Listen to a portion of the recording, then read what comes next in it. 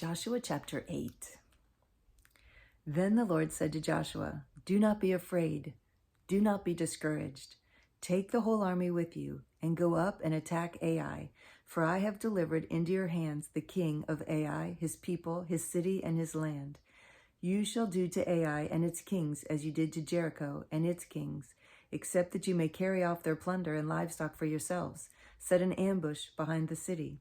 So Joshua and the whole army moved out to attack Ai.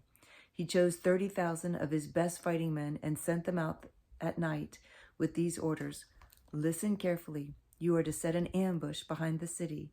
Don't go very far from it. All of you be on the alert. I and all those with me will advance on the city, and when the men come out against us, as they did before, we will flee from them.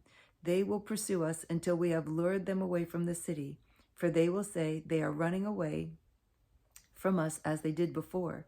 So when we flee from them, you are to rise up from your ambush and take the city. The Lord your God will give it into your hand. When you have taken the city, set it on fire.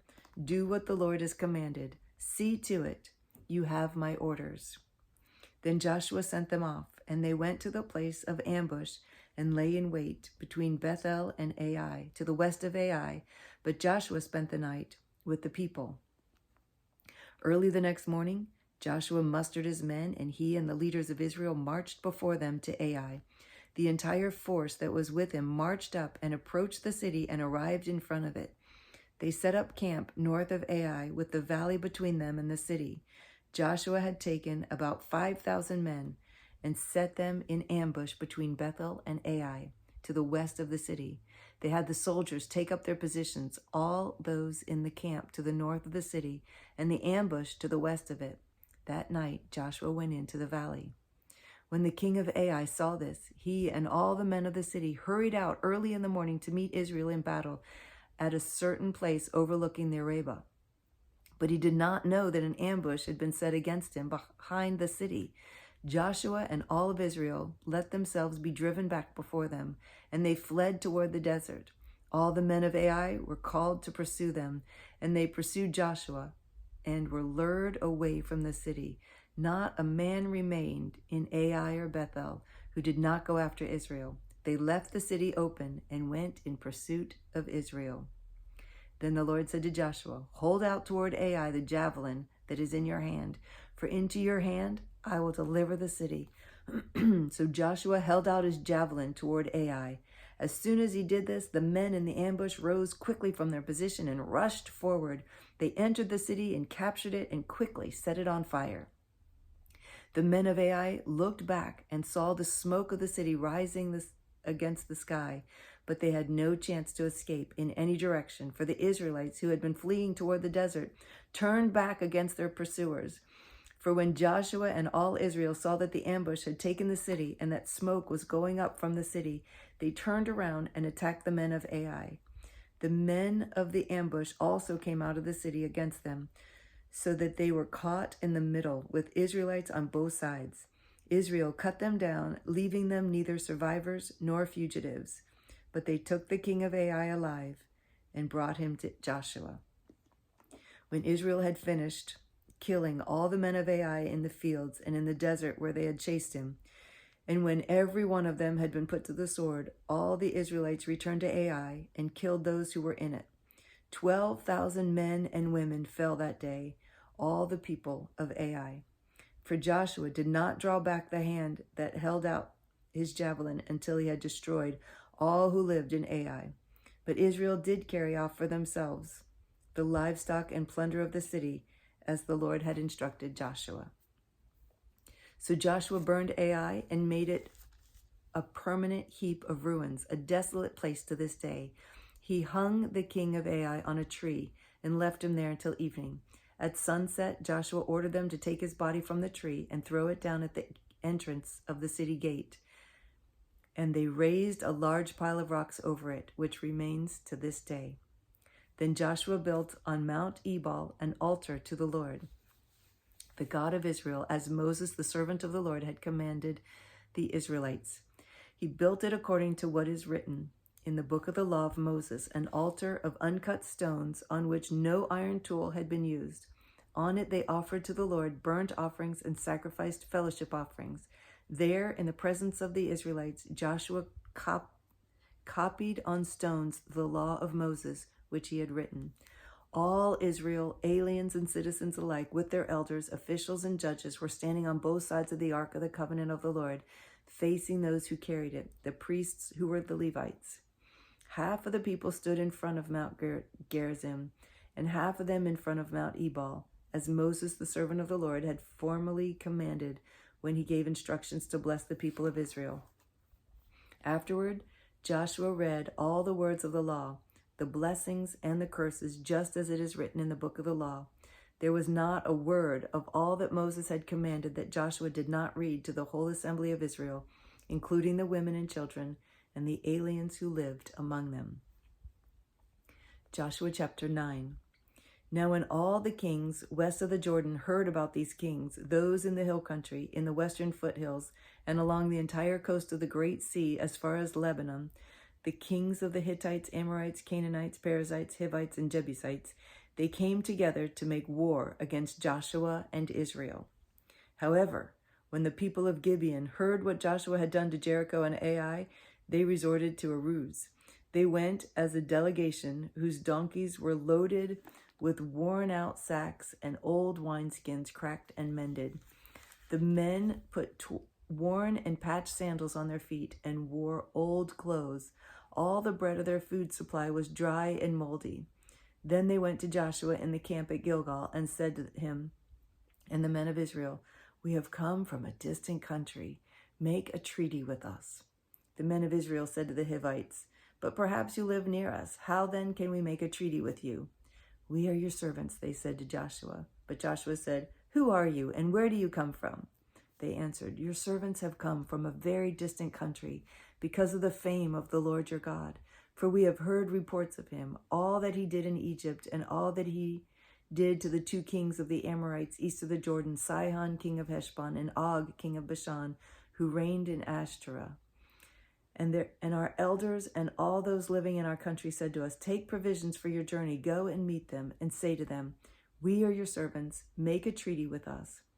This bread of ours was warm when we packed it at home on the day we left to come to you, but now we see how dry and moldy it is.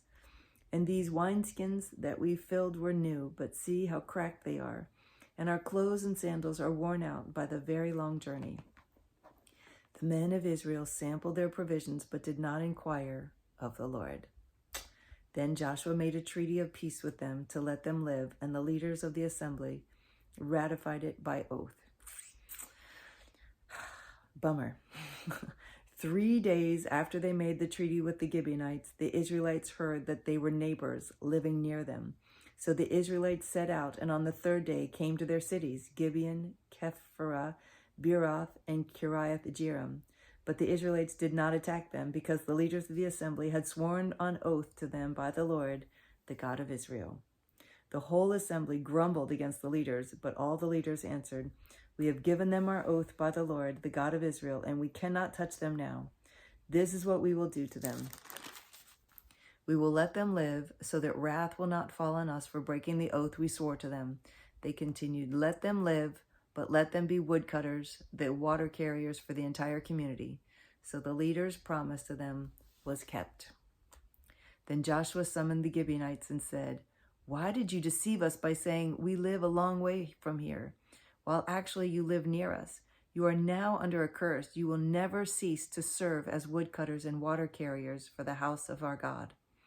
They answered Joshua, "Your servants were clearly told how the Lord your God had commanded his servant Moses to give you the whole land and to wipe out all its inhabitants from before you.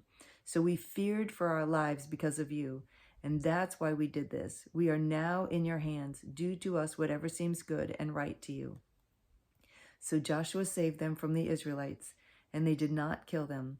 That day he made the Gibeonites woodcutters and water carriers for the community and for the altar of the Lord at the place the Lord would choose.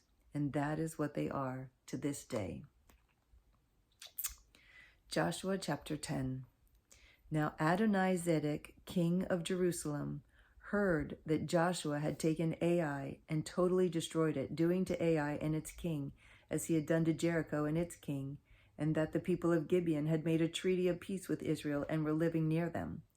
He and his people were very much alarmed at this because Gibeon was an important city, like one of the royal cities. It was larger than Ai, and all its men were good fighters. So Adonizedek, king of Jerusalem, appealed to Hoham, king of Hebron, Piram, king of Jarmuth, Japhiah, king of Lachish, and Debir, king of Eglon. "Come up and help me attack Gibeon," he said, "because it has made peace with Joshua and the Israelites." Then the 5 kings of the Amorites, the kings of Jerusalem, Hebron, Jarmuth, Lachish, and Eglon, joined forces. They moved up with all their troops and took up positions against Gibeon and attacked it. The Gibeonites then sent word to Joshua in the camp of Gilgal, "Do not abandon your servants. Come up to us quickly and save us. Help us, because all the Amorite kings from the hill country have joined forces against us." So Joshua marched up from Gilgal with his entire army, including all the best fighting men. The Lord said to Joshua, "Do not be afraid of them. I have given them into your hand. Not one of them will be able to withstand you." After an all-night march from Gilgal, Joshua took them by surprise. The Lord threw them into confusion before Israel, who defeated them in a great victory at Gibeon. Israel pursued them along the road going up to Beth Horon and cut them down all the way to Azarkath Makkedah. As they fled before Israel on the road down from Beth Horon to Azekah, the Lord hurled large hailstones down on them from the sky. And more of them died from the hailstones than were killed by the swords of the Israelites. Wow. On the day the Lord gave the Amorites over to Israel, Joshua said to the Lord in the presence of Israel, "O sun, stand still over Gibeon. O moon, over the valley of Ajalon." So the moon stood still and the moon stopped till the nation avenged itself on its enemies.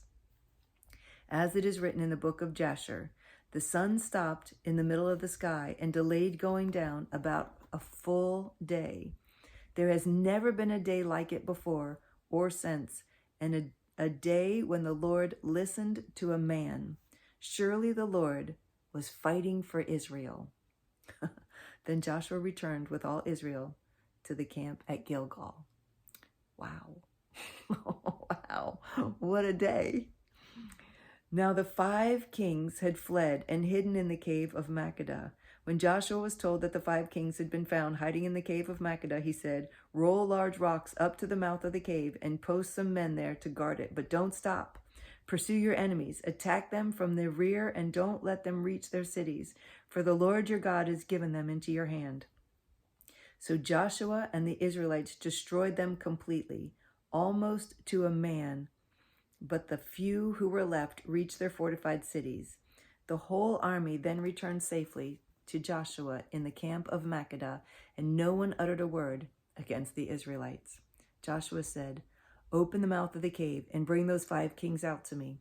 So they brought the 5 kings out of the cave, the kings of Jerusalem, Hebron, Jarmuth, Lachish, and Eglon. When they had brought these kings to Joshua, he summoned all the men of Israel and said to the army commanders who had come with him, "Come here and put your feet on the necks of these kings." So they came forward and placed their feet on their necks. Joshua said to them, "Do not be afraid. Do not be discouraged. Be strong and courageous. This is what the Lord will do to all the enemies you are going to fight."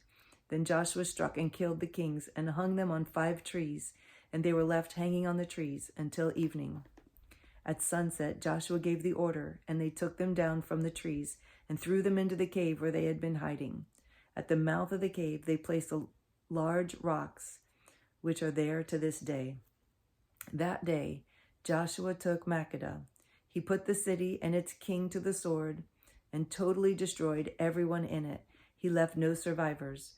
And he did to the king of Makkedah as he had done to the king of Jericho. Then Joshua and all Israel with him moved on from Makkedah to Libnah and attacked it. The Lord also gave that city and its kings into Israel's hand.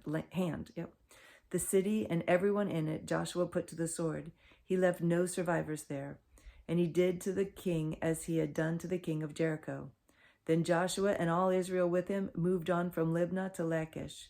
He took up positions against it and attacked it. The Lord handed Lachish over to Israel, and Joshua took it on the second day. The city and everyone in it he put to the sword, just as he had done to Libnah. Meanwhile, Horam, king of Gezer, had come up to help Lachish, but Joshua defeated him and his army until no survivors were left. Then Joshua and all Israel with him moved on from Lachish to Eglon. They took up positions against it and attacked it. They captured it that same day and put it to the sword and totally destroyed everyone in it, just as they had done to Lachish. Then Joshua and all Israel with him went up from Eglon to Hebron and attacked it. They took the city and put it to the sword, together with its king, its villages, and everyone in it. They left no survivors, just as at Eglon. They totally destroyed it and everyone in it. Then Joshua and all Israel with him turned around and attacked Debir. They took the city, its king, and its villages, and put them to the sword. Everyone in it they totally destroyed. They left no survivors. They did to Debir and its king as they had done to Libnah and its king and to Hebron. So Joshua subdued the whole region, including the hill country, the Negev, the western foothills, and the mountain slopes, together with all their kings. He left no survivors. He totally destroyed all who breathed, just as the Lord, the God of Israel, had commanded. Joshua subdued them from Kadesh Barnea to Gaza, and from the whole region of Goshen to Gibeon. All these kings and their lands Joshua conquered in one campaign, because the Lord, the God of Israel, fought for Israel.